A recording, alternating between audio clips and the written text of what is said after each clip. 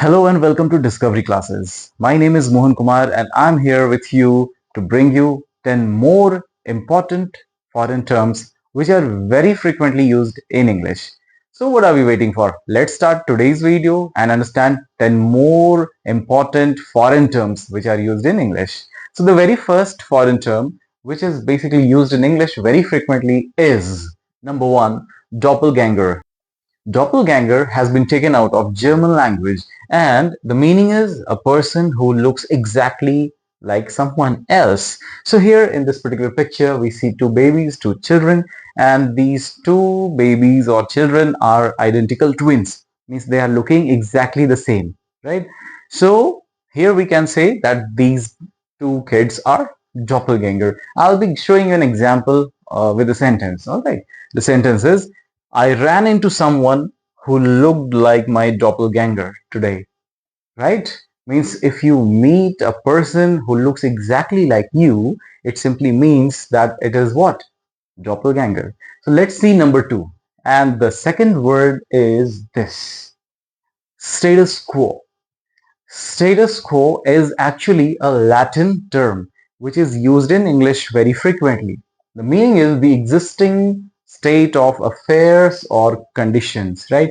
Means if some basic condition or some condition remains the same, doesn't change at all, it simply means that it is status quo, right? It is basically used in political terms, journalism, and court or judiciary situation. So now I'll be showing you an example out of this, right? Let's see an example with status quo.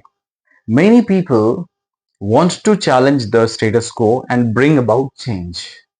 Many people want to challenge the status quo and bring about change, right? So status quo means the same situation that is going to persist.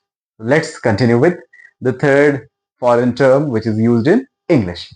It is a Latin term and it is pro bono, right? Pro bono. And the meaning is done without charge, means free of cost, altruism, usually for the public good. Remember, if you are going to serve the society, if you're going to help somebody without any charges, free of cost, like here we are bringing everything for free on this particular channel, that is Discovery Classes. Please subscribe to our channel if you have not yet subscribed. So here, what are we doing? Pro bono, means done without charge, usually for the public good. And let's see the example with this. The example is, the lawyer offered his services pro bono for the charity. Means if you are serving people without any charges, simply without any charges, that means it's a charity, and charity can be rephrased as the Latin term pro bono. Clear? So let's continue with the next word. Next foreign term is this. It is Schadenfreude, right? The pronunciation is Schadenfreude, and it is basically a German term. And the meaning is the pleasure derived from someone else's misfortune.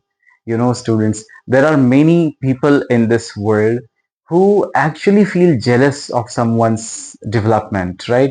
So those people find, like feel very happy when they find someone in trouble, right? Especially their enemies. Fine.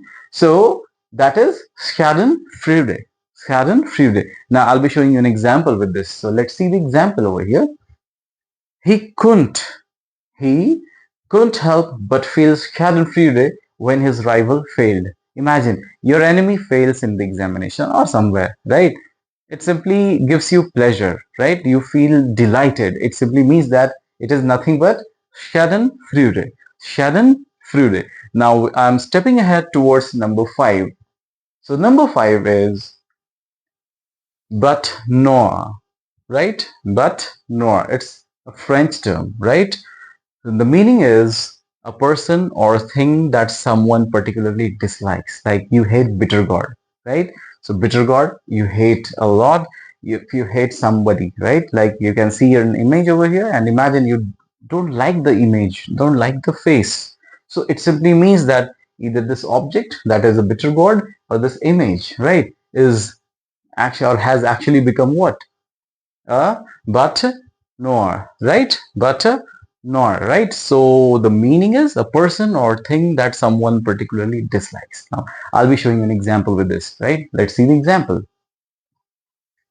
Math has always been my but Noah, no matter how hard I try, right? Means something that you hate. That is your but Noah. Clear? The pronunciation but Noah. That is French.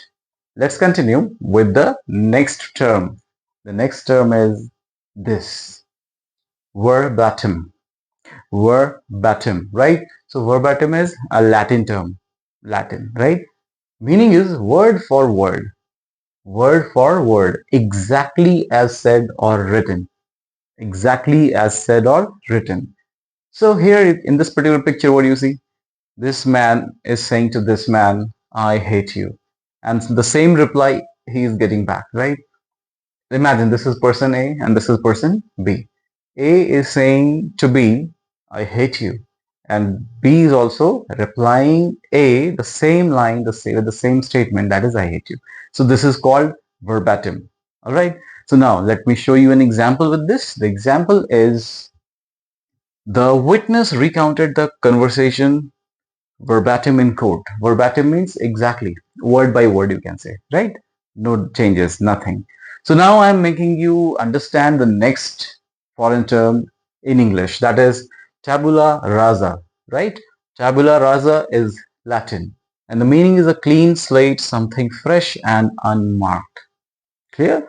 Let's see the example so that you could understand. Means if you have a clear scope, like if you have completed your matriculation and you are aiming to become an engineer, right? And you know how to become an engineer, right? How to become an engineer. That means you have a tabula rasa, right? What do you have? Yes, you have tabula rasa. So let's see the example. After graduating, I felt like I had a tabula rasa to start my career. Means you have a good scope. Means you have your aim, your vision is clear that yes, I have to walk on this particular road. Right here in this particular picture, we can see that a person is standing over here has a tabula rasa that I have to walk on this road. There is no confusion. There is no square. There is no crossroad. Right. So let's continue with the next foreign term, and this is a French term and the pronunciation is panache. Yes, the pronunciation is panache and the meaning is a sense of flair or confident style. Like you can see the lady over here in this particular picture, she is very confident over here, right? In this picture she looks very confident, right? So this is panache and I'll be showing you an example, right, of panache. She carried herself with great panache, effortlessly impressing everyone. Right? Let me talk about this lady. She carried herself with great panache, effortlessly impressing everyone. Alright? So now it's time to see the final word, final foreign term in this particular video. So let's see the 10th one. And it is what? It's Alma Mater, right? Alma Mater. And this is Latin. And the meaning is the school, college, or university that someone attended, right? Wherever you go and apply for a job, right? You mention your alma mater, right? Means you mention the major university, college, or school where you attended some courses. So now, with an example, we would understand. Harvard University is his alma mater where he graduated with honors, right? So this is an example. Now you can use all these foreign terms which I have taught you in this particular video and the previous video, that was session 1, and you can rephrase rephrase the examples I have given you, and you can frame your own examples, right? It should be used time and again. It should be practiced time and again. So let's meet in the next video to see more important foreign terms and their examples. So let's meet in the next video. Till then, take care.